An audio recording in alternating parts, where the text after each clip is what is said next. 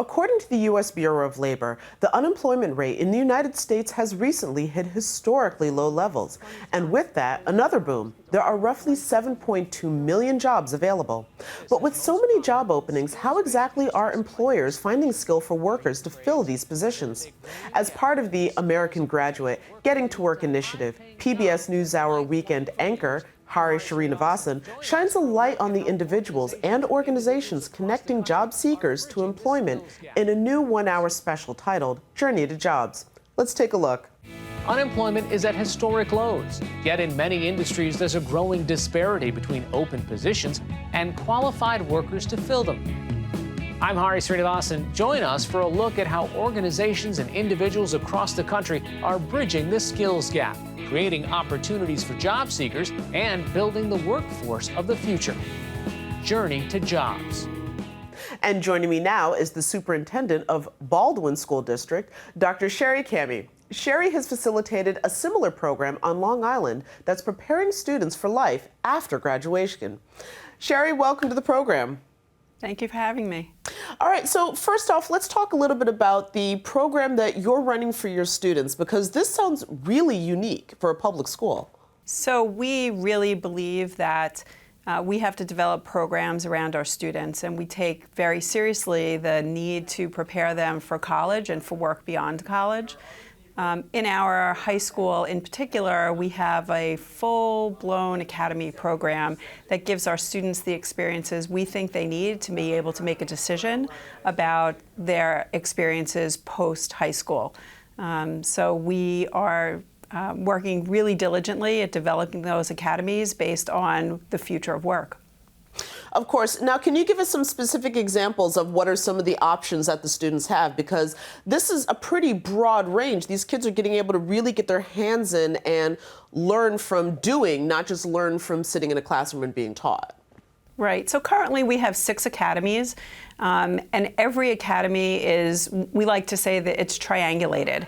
So we have rigorous coursework, college-level coursework in each academy. We have experiences outside the school day in the form of shadow days and internships.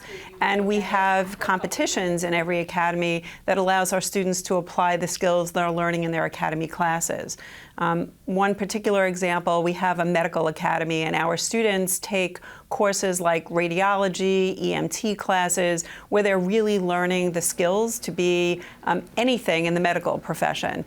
They spend a lot of time outside school in our partners, Northwell Health, Mercy Hospital, for example, and then they participate in Spark Challenges that apply the skills that they're learning in everyday experiences.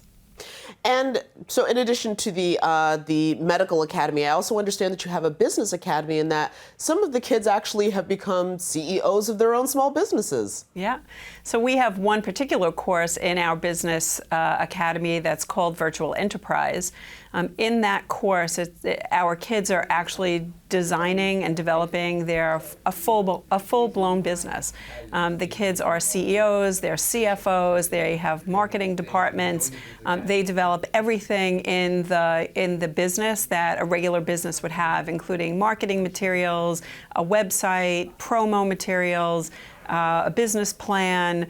The truth is, those businesses are ready to go, and all we really need is the forum to open those businesses. To be honest, college gets in the way of it because our kids go on to college. If not, they would have businesses that they can start tomorrow.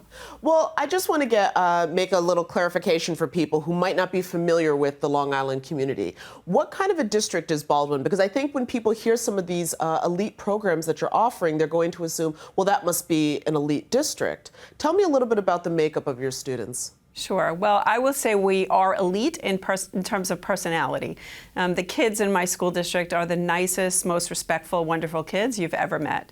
But in terms of the demographics of our district, we're very much a middle-class community. We are about 47% African American, 30% Hispanic, 14% white, about 4% other, and 4% Asian. So we really do represent the world at large. And so offering these different academies to the students, I'm wondering, how does that change perhaps would be the word, their perception of what it is that they're capable of, and perhaps even give them some clarity on what it is they want to do in the world? So what we find after speaking with our students is that they learn as much about what they don't want to do when they graduate. That's as very they important. Learn, what they do. Yeah, believe me, as a mom of a daughter who thought she was going into medicine, when she changed her mind halfway into her undergraduate program, I certainly appreciate being able to make some of those decisions before you actually go on to college. But we give our students experiences in pre-academies starting in grade 8, because what we found is if they get a chance to explore different academies in grade 8, by the time they get to high school in grade 9, they have a pretty good understanding, particularly of what they don't want to study, but they have a much more narrowed focus on what they believe their path is going to be. All right. Well, I think that's an excellent point to leave it on. Sounds like amazing work that you guys are doing out there, and we'd love to come and see more. So thank you for joining us. Thank you. For more information on Journey to Jobs, please visit us at metrofocus.org.